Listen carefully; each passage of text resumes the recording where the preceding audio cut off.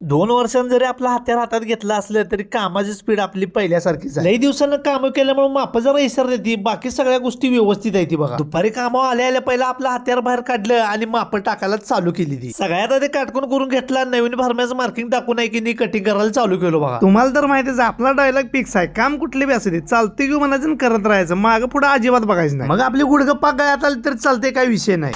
आपण काय मिस्त्री आहे त्यामुळे भाव निवांत असते.